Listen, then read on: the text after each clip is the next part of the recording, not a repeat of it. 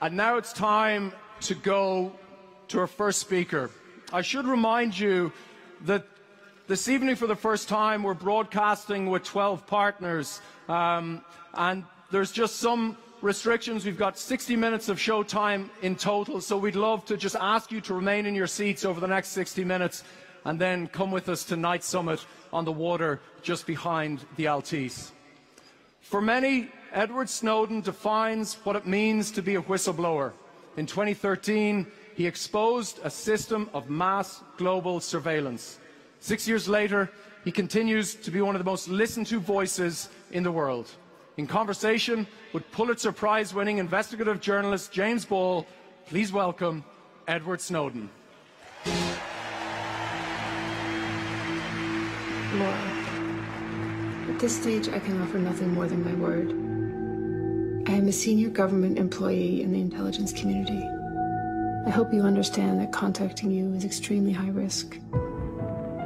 For now, know that every border you cross, every purchase you make, every call you dial, every cell phone tower you pass, friend you keep, site you visit, and subject line you type is in the hands of a system whose reach is unlimited, but whose safeguards are not.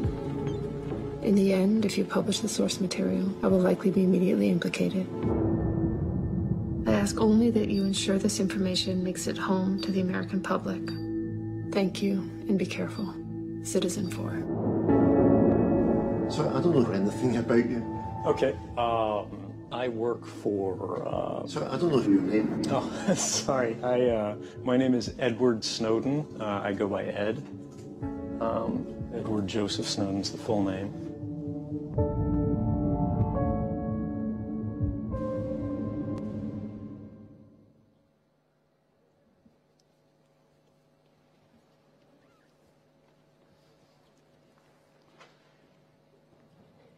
Edward Snowden, are you listening? I can hear you. Can you hear me?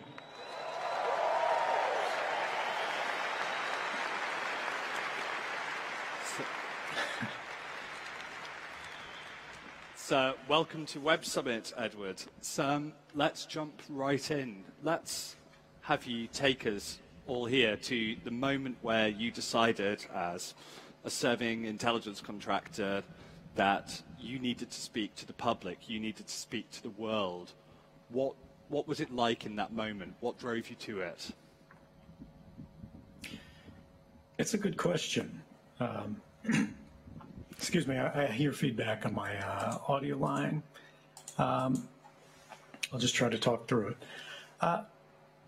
Imagine that you worked at the CIA. You've followed the rules your whole life. I had never been drunk. I had never smoked a joint, right? I was a square. My family worked for the government. I was going to work for the government. So you come from a certain kind of background. You're a certain kind of guy. You're not that exciting, but you believe in the importance of rules. And on the first day you work at the CIA, you have to take what they call an oath of service.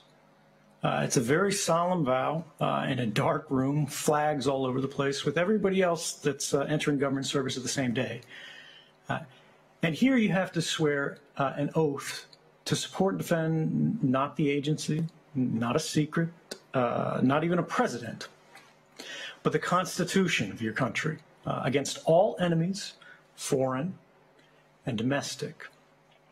Now, fast forward many, many years, after you've signed something else, what's called Standard Form 312, a classified non-disclosure agreement. It means you won't talk to reporters. And many years later, you find that what you are doing, what everyone at your agency is doing, is a gigantic conspiracy to violate precisely that oath you took on the very first day.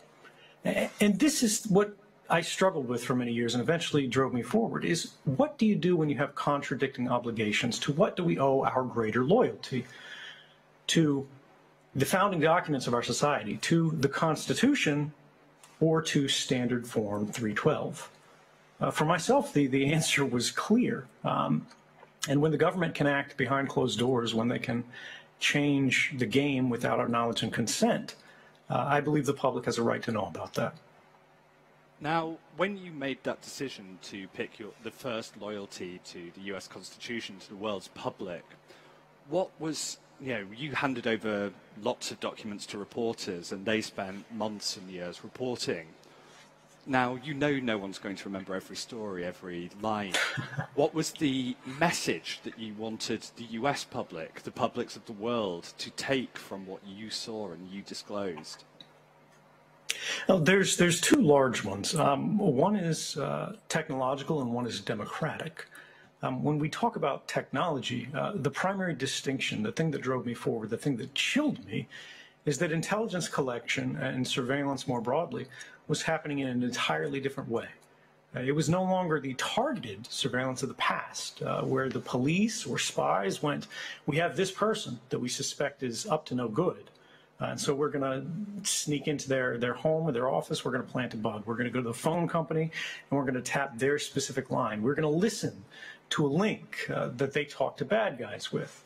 Instead, they began watching everyone, everywhere, all the time, saving as much information as they could, even for people who had done nothing wrong, even for people who were not suspected of doing something wrong, simply because it could eventually be useful. Or maybe they wouldn't get a chance to catch it later, so they would prospectively begin surveilling people before they had broken the law. This is what I call the creation of the new permanent record. Systems were being created that did this all the time in the background, and nobody in a position of power tried to stop it because it benefited them. And this is what brings us to the democratic problem. The law didn't matter. The courts didn't matter. Your rights didn't matter because the system had redefined and compromised them and what they meant in absolute secrecy. And this leaves us with the question that I think we are still dealing with today. What do you do when the most powerful institutions in society have become the least accountable to society? And I think that's the question that our generation exists to answer. 2013 was a long time ago. 6 years and the world has moved quite a long way. It's not just the US president that has changed, though maybe people will feel different about the surveillance powers that has. We have seen our attitudes to tech change. We've seen the giants change. We have seen far more activity from Russia, from China, from other countries. Do you think the huge debate, the huge conversation that you started, how do you feel about the state of that 6 years on? Have we moved forwards, or are we moving back? Yeah, no, I think it's a good question. And this is really the subject of the memoir that I just wrote, that the day I published it, the CIA and NSA sued to try to keep people from reading because they don't like books like this being written. I feel, looking 6 years on, that the world is changing and we are at a point of primary vulnerability. But I think as much as we see the anger rising, as much as I think we see awareness of problems beginning to develop, people are quite frequently mad at the right people for the wrong reasons as they see this increasing predation on all of us publicly through these systems, whether we're talking governmental or corporate. Yes, these people are engaged in abuse, particularly when you look at a Google, an Amazon, a Facebook. But their business model is abuse. And yet every bit of it, they argue, is legal. And whether we're talking about Facebook or the NSA, that is the problem. That's the real problem. We have legalized the abuse of the person through the personal. We have entrenched a system that makes the population vulnerable for the benefit of the privileged. Now, you talk about how this collection is intrinsic to the business model of a lot of the companies we think about when we think about the internet. One of the main programs that, maybe the most famous that was uncovered thanks to what you revealed was PRISM. famously involving a lot of the biggest tech companies. Now, about 3 hours before that program was revealed, I was on the phone to one of the execs at one of these companies saying, "What's to PRISM? Why are you involved in it?" And they were very confident in denying it. They didn't think they were part of it. This was not no one is that good at lying. Not in tech, anyway. They thought they weren't. How naive do you think tech has been about how its business model helps surveillance and about how it relates itself to governments around the world? I think what we saw for each of those companies in their own ways, I don't think it was a collaborated decision across the industry, was an entrance into a Faustian bargain. They had made the deal with the devil, as it were, where they went in this way, in this particular circumstance, and we are going to construct a data sharing method for us to go beyond what the law requires to do this government a favor, because we believe this government is a positive force for the world. And I think we can all understand and appreciate where that initial drive comes from. You want to believe the government is going to have the tools they need to investigate serious crimes, to prevent acts of terrorism. But when we look at what these programs actually were used for, and what the results of them were over many, many years, we saw that tools that had been intended to protect the public had been in many ways used to attack the public. But the government's not going to tell these companies why, in many cases, they need this information. They're simply going to try to create those methods of exchange, those systems of information sharing, as they call it. And ultimately, what they're doing is they're deputizing these companies to act in what are increasingly quasi-governmental roles, deciding what can and cannot be said on the internet, deciding what can and cannot be shared, and ultimately turning over perfect records of private lives on demand to institutions that are no longer meaningfully accountable to the public at large. So we're in the middle of something of a backlash towards a lot of big tech. And it's a strange backlash. Sometimes it's because tech is seen as violating privacy or acting badly. And sometimes it comes from governments for tech protecting privacy, encrypting things, and, you know, quote, helping terrorists. Do you think this backlash towards tech, which for a while at least was seen as this force for good, this difference thing from big corporations, is that helping the surveillance era, or is it harming it? It's a good question. It's a complicated one. I think the answer is both. Technology is largely value neutral. It is an amplification of individual power. But what is an institution than the accumulation of individual power put toward a single purpose? When we have new technologies that are being used by small companies, by non-governmental organizations, by human rights defenders and activists, to try to empower the public broadly and protect them from threats and vulnerabilities, we start moving in the direction of a safer and freer world. When we see governments and corporations working in concert, we begin to see the birth of a complex between the two, where neither truly acts independently or adversarially, but rather they become the left and the right hand of the same body. What we see is the concentration of power. Now, when we have an institution or institutions which were already powerful before, and now they are combining their powers to control or at least influence what everybody who is outside of those institutions are able to do, that I think raises real questions of, is the ultimate benefit worth the cost? Because if you create an irresistible power whether it's held by Facebook or whether it's held by any government. The question is, how will you police the expression of that power when it is used against the public rather than for it?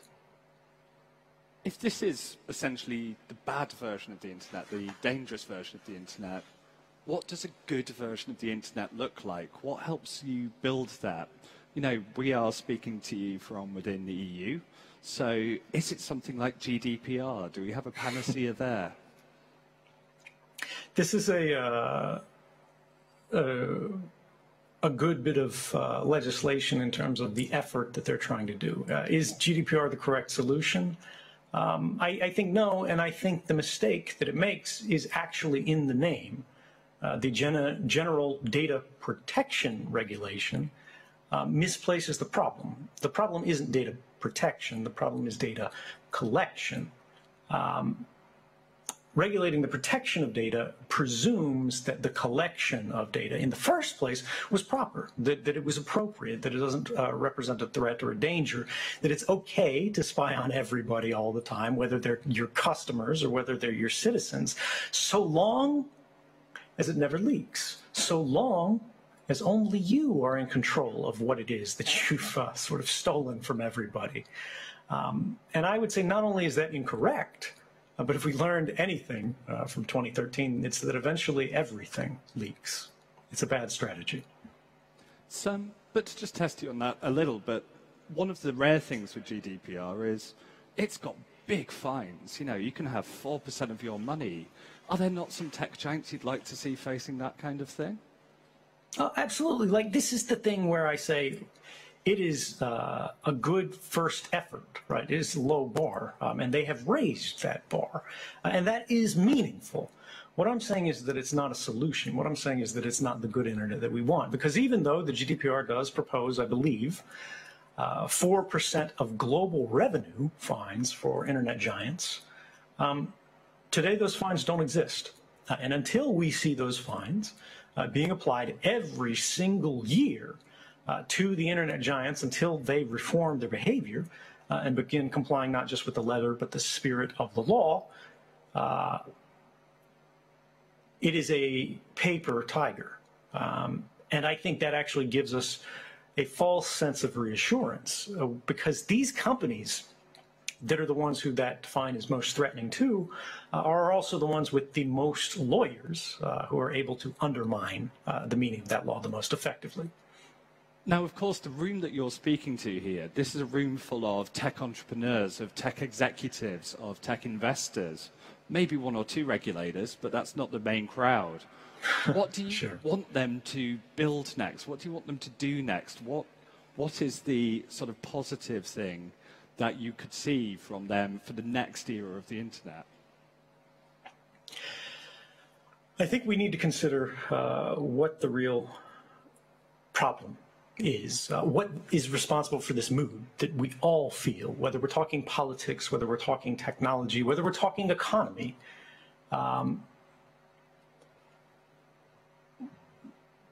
The public, my generation, particularly the generation after me, they no longer own anything.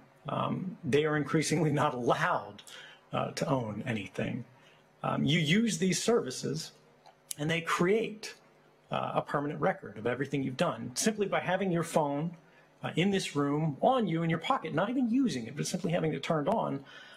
Registers your presence at this event because your phone's association with the Wi-Fi points that are around it, your phone's association with the cellular towers that are around it.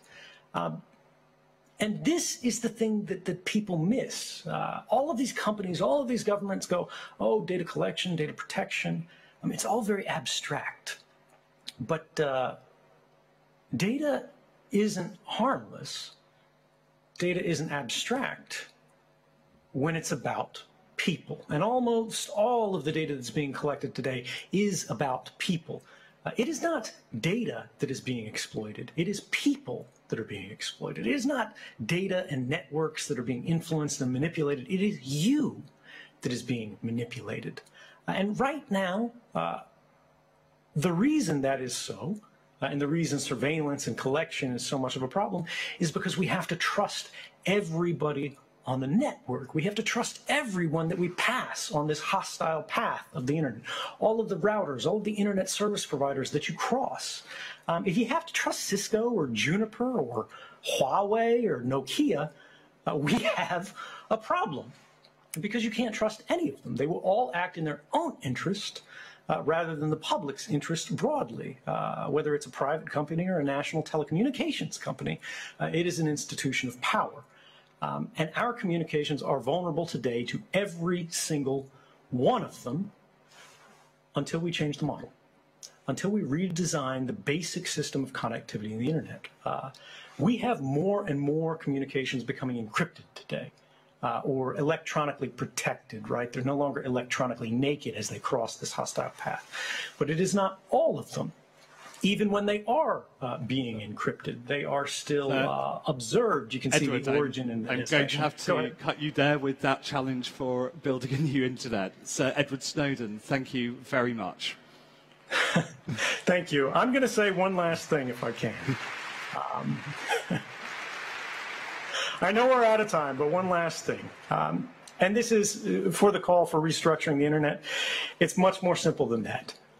Rather than asking people to trust you, rather than asking them to trust your service, as all of your ailing competitors do, show them why they don't have to trust you. Have all of the intermediaries between you and the people that you're talking to are not in control of you. They do not understand your content. It is private to them. The only people you have to trust are the people that you're talking to, the people on the ends of the communication. And the reason that is important, even if you are for the NSA, even if you are for Facebook, is that there are companies, there are laws that do not apply to these countries. There are different jurisdictions, and the internet is global. The law is not the only thing that can protect you. Technology is not the only thing that can protect you. We are the only thing that can protect us. And the only way to protect anyone is to protect everyone. Thank you, and stay free. Thank you very much.